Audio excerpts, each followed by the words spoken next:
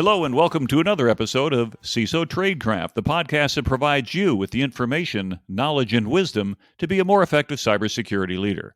My name is G. Mark Hardy, and today I'm privileged to have Sean Heritage in our virtual studios today. Sean and I are going to have a lot to talk about because we have some very similar backgrounds, but I think you'll also find out that we have some similar outlooks going forward. As always, please make sure you subscribe to us and follow us on LinkedIn. Anyway, good morning, Sean, and welcome to the show. Good morning. Thank you for having me. It's a pleasure to be here. So, Sean, a little bit of background. I know that we both had the privilege to serve in the Navy. We both had achieved the same end pay grade and rank, and we were displaced by about a dozen years. And when we started, but you got to live the dream in a way because cyber actually existed during your career, and it didn't during mine. And just about the time they were standing up Cyber Command, I said, "Hey, I can do this." They said, "Yeah, you're too old. Go home." So a little bit of background about how did you first get interested in doing, if you will, cybersecurity? Did you start out that way at the academy, or did you start out in something completely different? Well, I started out at something completely different. Much like many people my age, I was drawn to the Naval Academy in large part due to Top Gun. So I left for the Naval Academy in 1988, fresh off the movie in 1986, and I did that wanting to be a naval aviator. And one of the things that I realized along the way, I did service select naval aviation, but when I got to Pensacola, I realized that wasn't, in fact, my passion, and that I was far more interested in cryptology. So I was fortunate enough to be reassigned to the cryptologic community. And as you pointed out, the cryptologic community back then was squarely focused on signals intelligence and electronic warfare. Cyber was not a thing. But over time, we became, for the Navy anyway, the centerpiece for what is now called cyberspace operations. Yeah, and it was kind of interesting because, for Navy, for those who are in the military, you'll understand terms like N2, N6, and if you're not in the Navy, don't worry about it. It's just alphabet soup.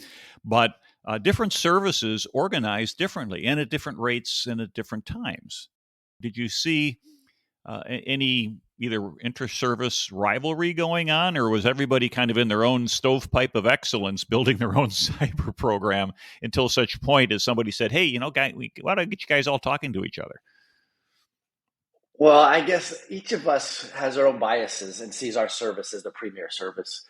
And I would say, based on my experiences, and fortunately for me, as you said, I got to live the dream in some respects. I got to be personally involved in the creation of the cyber workforce within the Navy.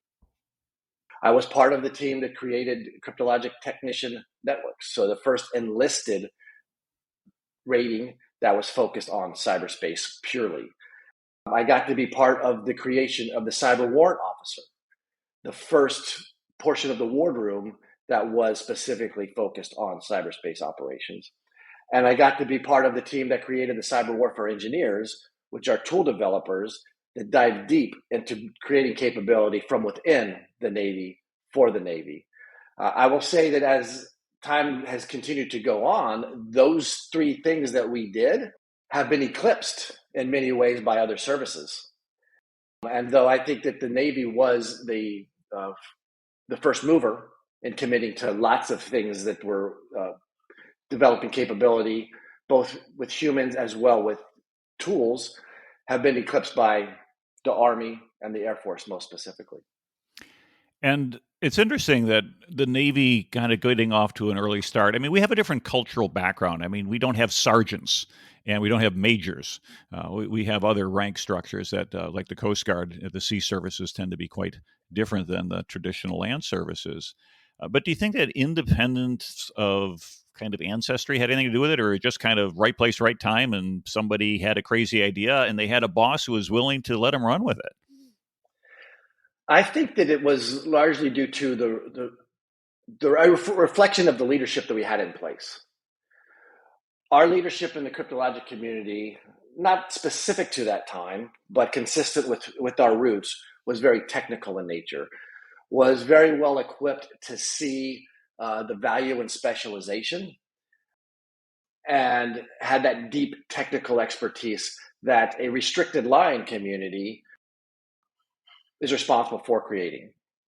Now, I also believe that as time has gone on, that that square focus on specialized expertise, deep technological capability has broadened so that we can apply things more broadly across the Navy, across other mission areas as well. And we have learned to embrace more so the power of the generalist as opposed to the specialist. And that's interesting. So for us, we've both moved on out of the Navy. We're out in what we used to call back then the real world. But as you mentioned, things like restricted line community, for those who had not been in that world, it basically means that it's a differentiation in terms of career paths. I was unrestricted line, meaning that I could ultimately command ships, squadrons, and who knows, even become a combatant commander at 4 stars had I stuck around. Of course, I didn't.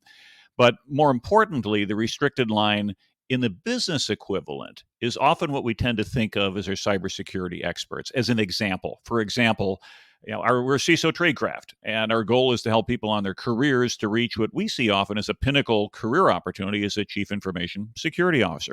But you usually don't see the CISO then promoting to chief financial officer or CEO or up onto the chairman of the board, and often tends not to go to CIO unless they're dual hatted to begin with. And sometimes it does happen.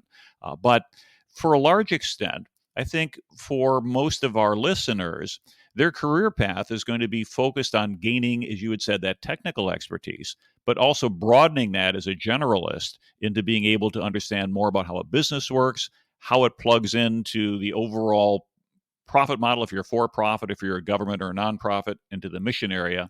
And then how does IT security support that? Does that seem like a fair characterization of what leaders should be focusing on? Absolutely, absolutely, and I love the way that you focused in on what a restricted line member is, and the way I frame it is especially good at fewer things. So a true specialist, and just as you described, many of us working in this field, we are hired to a team to deliver unique value that others can't or don't. Um, for example, in my current job, I work at a startup where I am the director of business operations. And if I was to tell you, my scope of responsibility is human resources, finance, IT, the security operations center, new market entry, and governance, risk, and compliance. Well, squarely, I am not a specialist. That's a pretty wide portfolio. However, each member of my team is a specialist within those functions. And to a certain extent, then wouldn't you say that's effective leadership, where you're able to go ahead and create an environment whereby specialists can perform and excel, whereby as a boss or vice president or commanding officer or director, whatever our title happens to be at any point in our career, our job is to clear the obstacles, isn't it? Absolutely, absolutely. So we create the environment for other people's successes and remove barriers or roadblocks on their behalf. So one of the things that first attracted me to getting to talk to you was it's actually been going for several years. Is you had a blog called Connecting the Dots. And when I first read one of that, I thought, well, this is kind of interesting. This is a Navy captain, and he's in the cryptologic world, but he's doing cybersecurity. So I already see a lot of similarities. But you weren't just writing random stuff. It was actually some profound thinking, is my opinion. And so I wanted to compliment you on that. But let's talk a little bit about connecting the dots. How did you get going on that? And what does it actually mean to connect the dots? Well, I appreciate the fact that you brought that up and that you read it over the years. I have not been writing as much as I used to, but I started that blog in large part because I love consuming the thoughts and ideas of others. I love being prompted by other people's lives and learning from and through them. And I felt as though I was being somewhat selfish by not contributing to the conversation. And I struggled with I struggled with it for a bit because I didn't think that I had anything worth sharing. But then I realized that the others who I was reading, likely felt the same. So I wanted to reciprocate and contribute to the conversation in that regard. And I had been so fortunate in my assignments. At the time, I was in Millington, Tennessee, as the community manager for the information warfare community. I was learning things that nobody else got to learn from my community. I was there on behalf of the entire community. I wanted to share what I was learning. So a mentor of mine encouraged me to start a blog, and I did, to share what I was learning so other people can learn through me and I can inspire a conversation with them. It afforded me the opportunity to learn from them and create relationships with people that I never knew and allow them to be a part of my team in Millington and work issues on their behalf. So my initial start at the blog, it was all things work, and it was focused on the Navy and being a representative of the community. A funny story is, in doing that, I made some senior officers a little bit uncomfortable. And one specific day, I was directed to take that blog down because I was sharing too much, maybe without enough context or maybe too much context.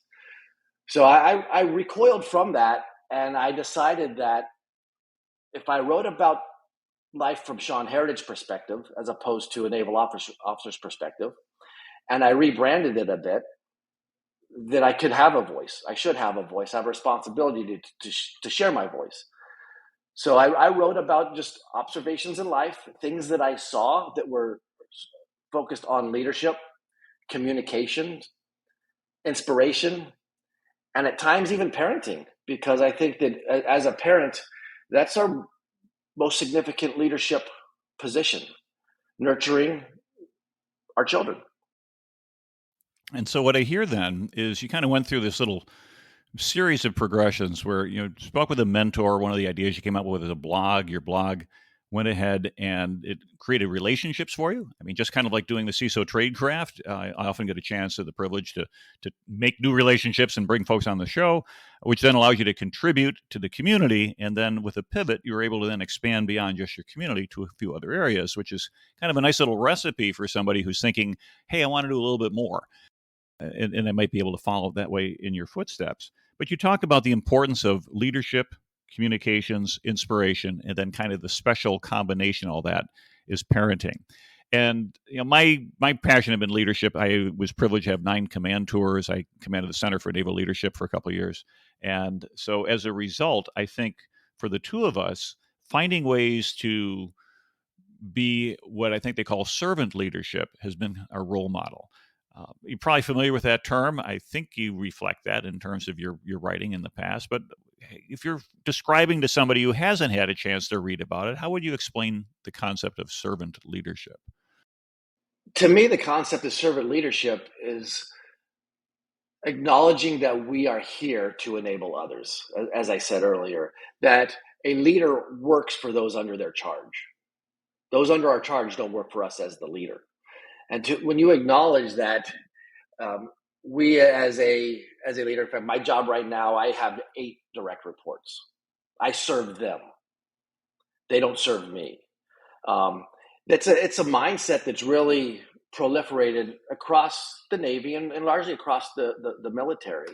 So it's become commonplace to those of us who grew up there what servant leadership was.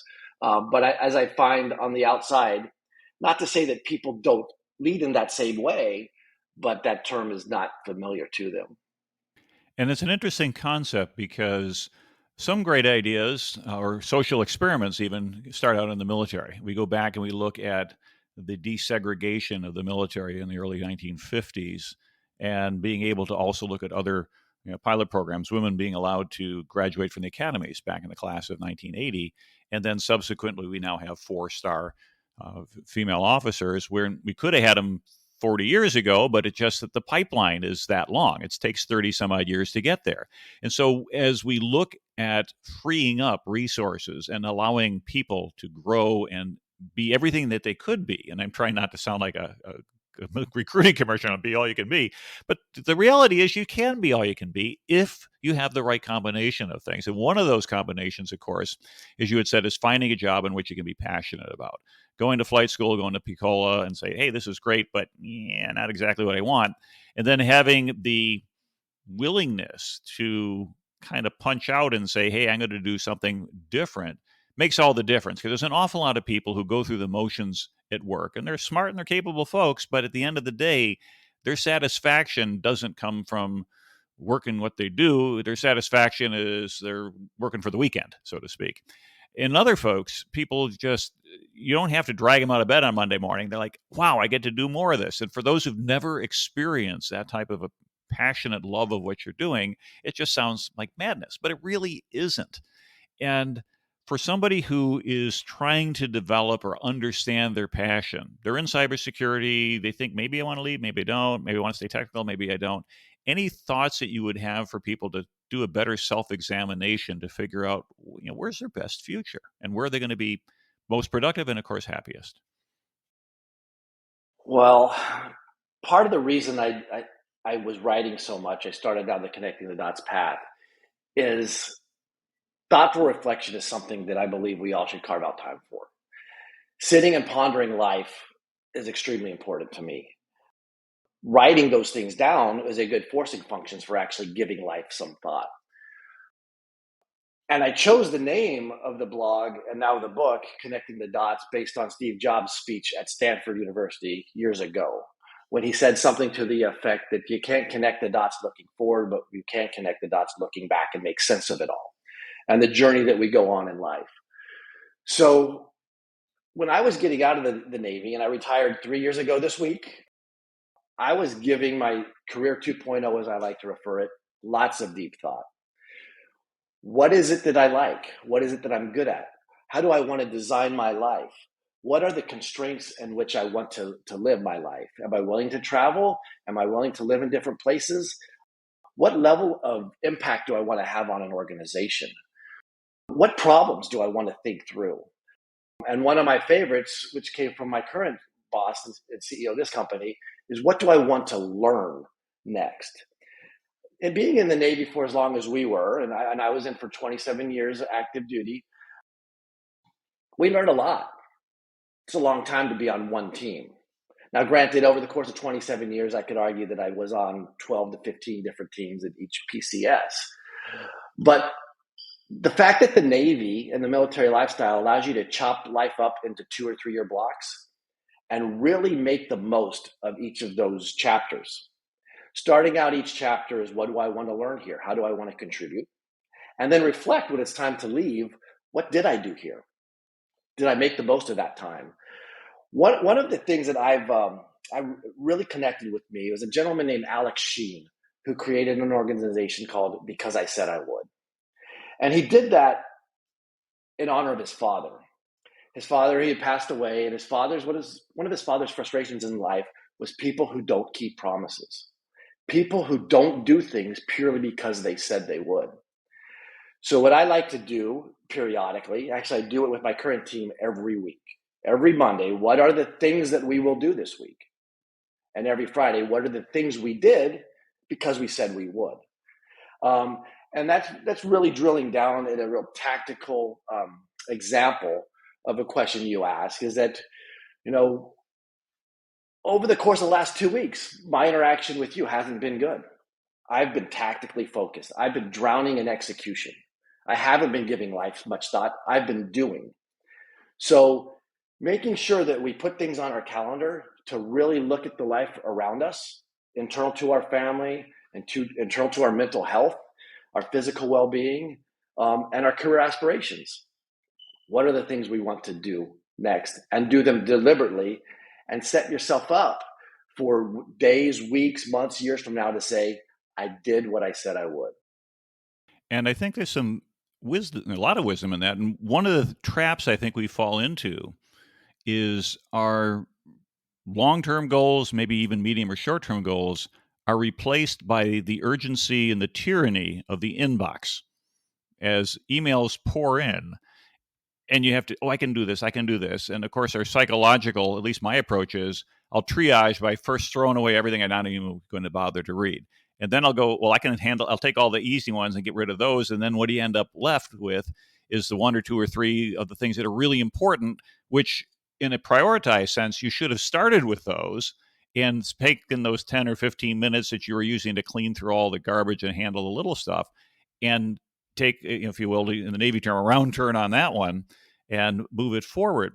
So there's part of that execution is a personal discipline that allows us to keep focus on what's important, both from our career, personal, physical, spiritual. You look at all the different areas that we have as humans.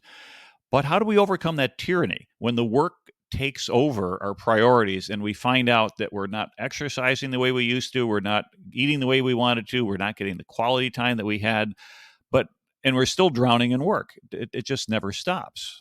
What do we do in a situation like that? Well, you use the P word there. You use priorities. We all have priorities. Very few of us put them on paper, and I think if somebody watches us execute our day, they can tell us what our priorities were. They don't have to see a list. They can see how we spend our time. They can look at our calendar and say, "What are you?" No, I see your priorities. I see how you do things. One of the things that I've been having success with of late, because I haven't been drowning in email. I've been drowning in Slack. We use Slack in ways I'd never imagined, and me, like so many others, wanted to be a committed teammate and not let others down. I have become a slave to Slack. So I turn it off. I've implemented time boxing on my calendar. Time carved out to do deep work. Time carved out to do priorities. Time carved out to communicate and give guidance to the team.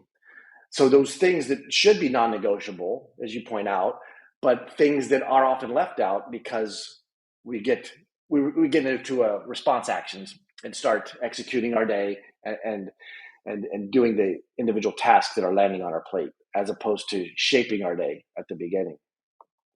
Well, a couple ideas on shaping your day at the beginning, and I've heard them from different people. One is don't turn on your email for the first hour of work, which seems almost antithetical to let me get started on the day. But the answer really says, what did you do last night? Did you actually set out a set of goals to execute for the next day, i.e., today, that are in alignment with your medium and longer term goals? And if it turns out that you can't answer that question, then we go, okay, no guilt here, no accusation. But when was the last time any of us really wrote down a good comprehensive set of long-term goals? And I remember doing that at least twice in my life. The first one was as a lieutenant saying, what do I want to do? I want to go do computer security.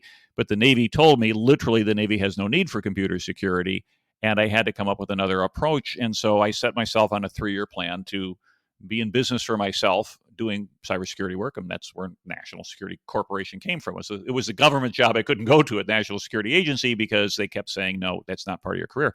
And then again, probably in the 1990s, when I had a admiral who went to his staff, and by then I was a reservist, and paid for the Dale Carnegie, I'm sorry, should probably edit that one out. My admiral decided to go ahead and pay for the Stephen Covey training, which allowed us with the 7 Habits of Highly Effective People to write down your goals, things. And then what I found out is, as a result of having that as a written set of goals, whole bunches of things happened that had been hang time, like enrolling in my MBA program, which I've been thinking about for years. But a lot of us just think about stuff. And so as a result, any thoughts about getting off a top dead center when we're just thinking about things and actually having some way to create the goal, which then creates a pull, if you will, a pull function, which then structures us, which gets us going. And all of a sudden we realize that this gets the engine started when we might have just been wandering around for a while. Yes. So much like you, when I was in the Navy and when I decided I was going to make it a career, I had a career roadmap. I knew where I needed to go. I knew what experiences I needed to accumulate if I was going to achieve some of my long-term goals. I needed to engage with what we call the detailer to create these opportunities of what's next so that I could earn an opportunity later down that I truly aspired to. I forget the name of the book. I think it was called Getting Stuff Done. It might have been a more colorful S word. I'm not sure. But in that book, it taught me that everything we do is in one of 3 different states. It's something that we've just done, something that we're about to do, or something that we're waiting on somebody else to enable us to do. So for every activity, every action we have in life, it's what was your last action? What is your next action? And what are you waiting on in order to take that action, if anything? And I've used that methodology as a way to hold me accountable to making sure that I do follow through. And if there's no next action, then I'm done with that initiative or that line of effort within my life. If I'm waiting on somebody else, which sometimes circumstances are such, then I'm off the hook for now until that other person does that thing, or life presents the criteria which I can move forward.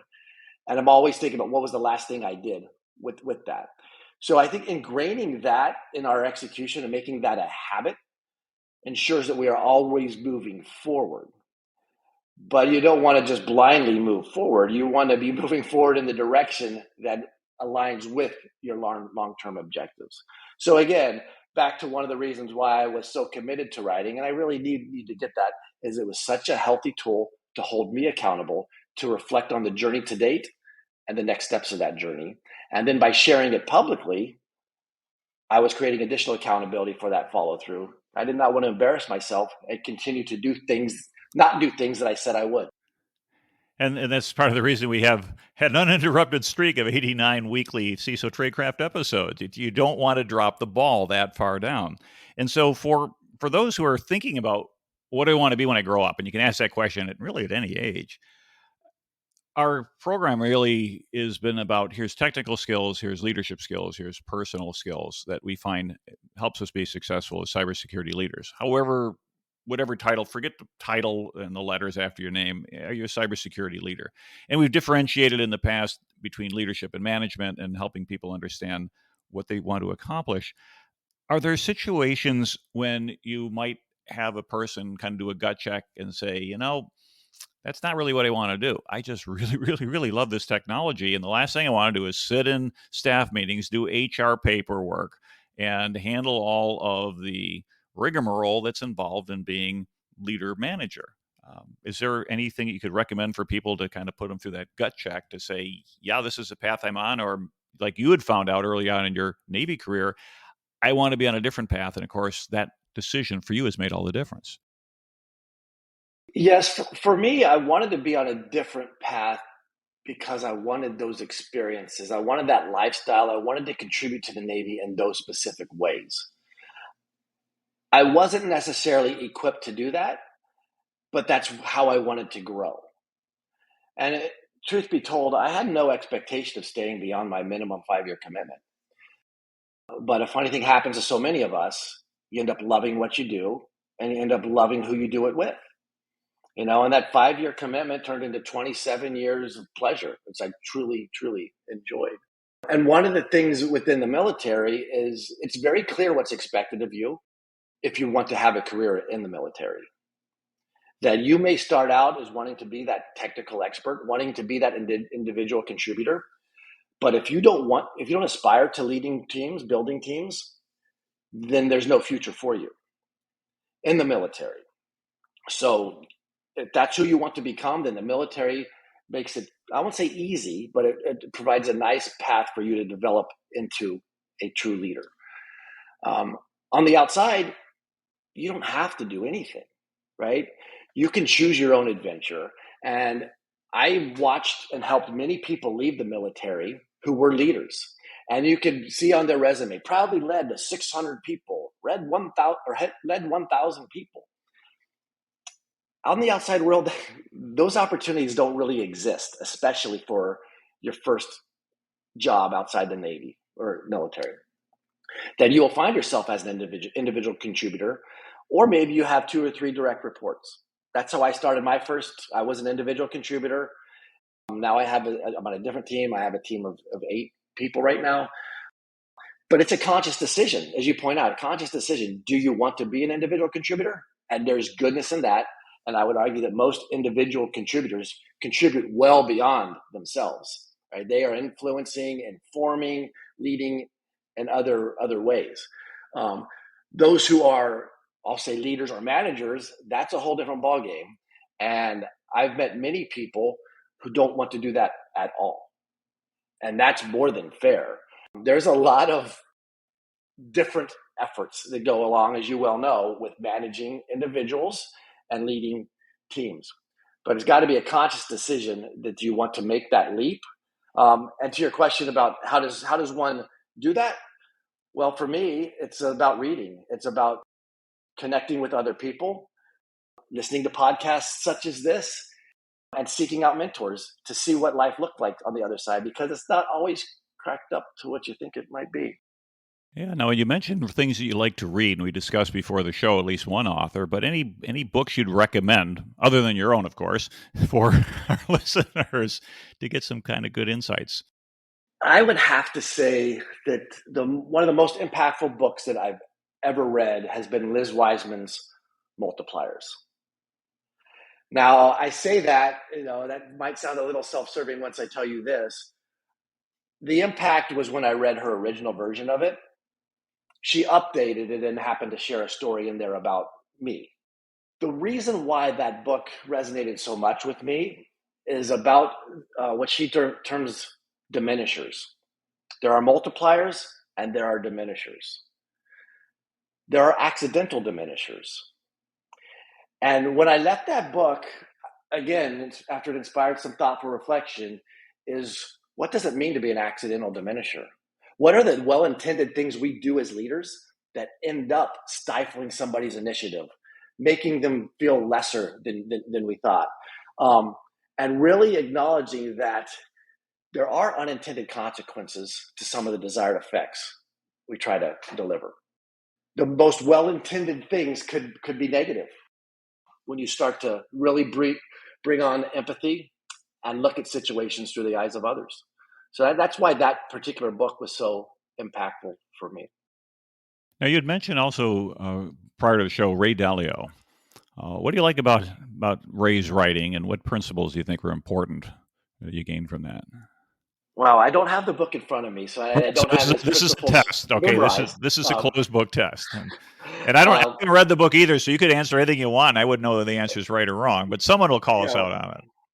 what I love about that book is how direct and matter of fact it is, and how much it is based on his personal experiences at Bridgewater, and how unique that culture is with the radical transparency. And that really fascinates me. He's experienced things that I'll never experience. And again, that's who I love to learn from. I don't necessarily need to learn from people who have done the things that I've done. I want to learn from people who have done things that I may never do. I mean, I think that's how we can learn most in life. And that's what Ray does in his books. It's very direct, very principled, to use the name of the book, and really thoughtful from a man with many years of experience leading teams, building teams, and having a great deal of financial success in the path. What do you think your most difficult career decision was? Wow, my that's a great question. If I was to choose one, I would say it was my decision to stay in the Navy at the 5-year mark. I did my first tour of duty in Adak, Alaska. I did my second tour of duty at the National Security Agency, and I was going to get out. I had my master's degree from Johns Hopkins, and I was going to get out. That was the plan all along. My wife, who is much more adventurous, much more curious than I am, encouraged me to stay in. And the detailer accommodated that by giving us orders to a wonderful adventure at Sixth Fleet in Gaeta, Italy, where I was on the Sixth Fleet flagship, USS LaSalle at the time. And the decision to stay in at that point exposed me to the true Navy. And I realized that my decision to get out of the Navy was done without ever really experiencing the real Navy. And once I experienced it, I loved it. And I served for 22 more years after that.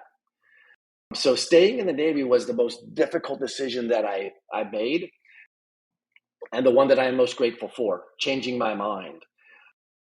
Getting out of the Navy was easy. And I say that not because I didn't love my time in the Navy. I did very much. But I had done all the things that I wanted to do. And the things that were left for me to do were things I had no interest in doing. And 27 years was long enough. That's fair, because I remember reading your blogs from several years back, and you're kind of thinking, well, I could stick around if I do go left instead of right. I could line up for a star and things such as that. And as I've shared in prior shows, and this may hit home very nicely for you, and I'll stay with the Navy ranks because people have heard me talk a couple times. You make lieutenant commander on proven technical skills. You make commander on proven management skills. You make captain on proven leadership skills. You make flag rank or admiral on proven political skills.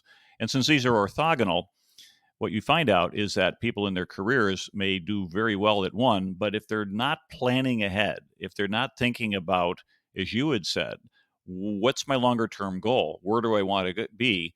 And then maybe the key question to say, other than what's my longer term goal, what skills do I need to possess to succeed there that I don't have now?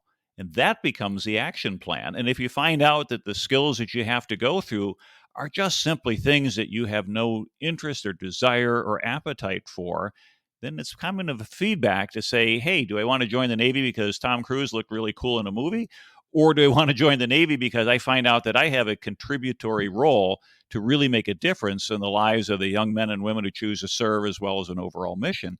And it goes far beyond the Navy on that. This goes for pretty much everybody's career. But how do you get that reality check set in to make sure that we don't go charging down a dead end road only to find a few years later I'm not really where I wanted to be? I'd love to be able to help people miss a wrong turn, so to speak. Yeah, so that all of that requires a great deal of reflection and self-awareness. Who are you? Who do you want to become? Those are things that I think most people don't think about. We are taught early on in the Navy, especially, that it's all about command. Everybody should aspire to command. Well, no, I really don't. And then what 18-year-old kid knows what that even means? Once you get to know what that means, and know what it takes to get there, to your point, it may not be something that you want to do. You may not want to grow in those ways. One of the things that always frustrated me was the up or out model of the Navy, of the military. That there are technical experts who I admire a great deal, right? That want to be deeply focused on mission and don't want to do these other things. That's not selfish, right? That's who they want to become, and it's how they can uniquely contribute. Unfortunately, you can't do that in the military as it stands right now, and that's one of the reasons why we created the cyber warrant officer and the cyber warfare engineer, is to allow that deeper expertise without any true expectation of management, leadership, things that I won't say take away from the ability of a technical expert to contribute, but things that are not necessarily things that those who aspire to having deep technical expertise want to have. I'll add to your list, because this is what really hit home for me.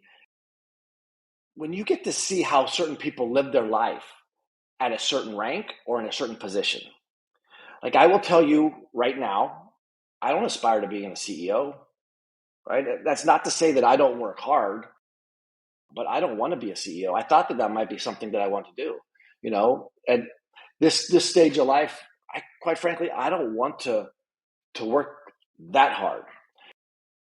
I had the pleasure of being an executive assistant for the 4-star Admiral Mike Rogers. Great human being, wonderful man, wonderful leader, and a friend to this day. Being at his right hand for those 13 months made it clear to me that I did not aspire to that life. My wife did not aspire to that life. And though I enjoyed that experience tremendously and learned so much, I knew that I did not want to be an admiral. Not to say that I would have been, right? Not to say that I was competitive for that, but I knew that that was not how I wanted to live my life. Now, as I said earlier, I talk with many people about their careers, whether it's transitioning from the military or moving up within. And I try to inspire them to think through, how do you want to live your life? That you may think about all the perks that come with certain rank, a certain position. You may think about the salary that comes with being a CEO or a leader in the C-suite. But you got to think about these other things as well. And I think it's wise counsel, because many times we get stars in our eyes, whether they're literally in the military or in the business world, where you say, I want bigger, better, more. But understand that there's a price to pay. And the price that's paid is often your time and the quality of what that time is spent. For those who are a family life, who have kids, as you had mentioned, one of the most important leadership roles you have in life is as a parent. There needs to be an understanding to say, how much do I want to compromise as a parent to take on this more aggressive role in my career? And it's a question that a lot of people don't stop and ask, but you really kind of should. And we've come a long way from back in the day where I think when we started out, maternity leave was measured in maybe 2 weeks. Okay, that's it, and then back to work. And paternity leave was not even a thing. It was just something that they did somewhere over in Northern Europe, and we kind of laughed at that. And now I think as a culture, we've evolved to the understanding that families need to get started out on the right foot, and it's really, really important. And it's ideally a two-person job to be able to get a new life off and running. Not everybody has that opportunity, but for those who do, they should take advantage of it. And so the work life balance is one of those equations that we need to solve. Are there any other equations that you think might need to be solved before somebody makes a definitive plan to go and pursue something that's going to take some amount of time and energy and effort? Well, I think you did a great job of identifying the fact that there are trade-offs for every decision that we make. There are opportunity costs of everything we do. There are unintended consequences with each decision. And it's important to be thoughtful and inclusive of the branches and sequels of each compounding decision. Now, bear with me for a second because it's been weighing heavy on my mind of late. Because it just fascinates me. I listened to the book, The Midnight Librarian, with my wife. It's a book about, I'll, I'll simplify it with parallel lives. Parallel ways our lives could have turned out based on the decision that we made.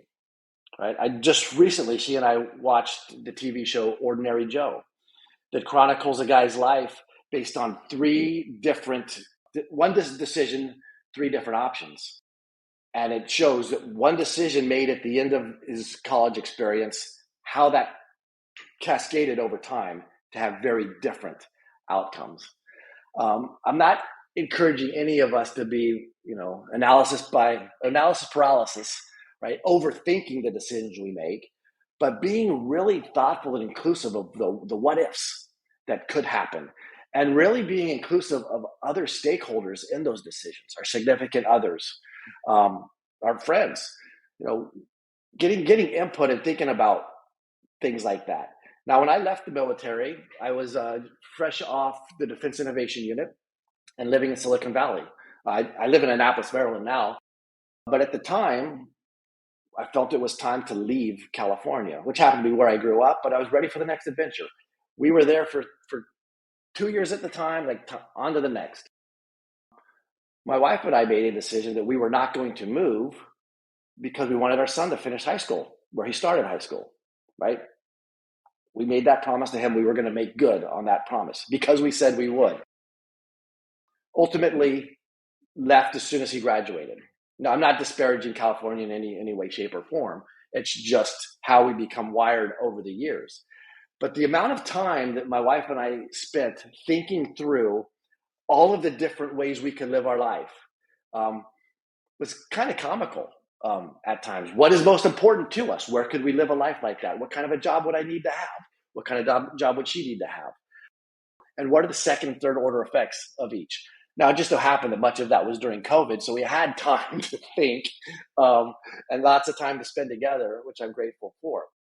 To me, that's the type of thought that needs to go into people's decision-making calculus. Again, not to be paralyzed, but to be inclusive and not do any knee-jerk reactions just because it feels right at the moment. Well, I have a sense that we could probably keep talking for hours and keep on turning over all these new stones and things like that. And I can't believe we already 45 minutes have gone by. But any last thoughts or any ideas, things we didn't get into that you think would be important to leave a message for the folks who listen to the show? Well, I think we did cover it. I would just encourage people to contribute to the conversation. There are there's great value in lurking, right?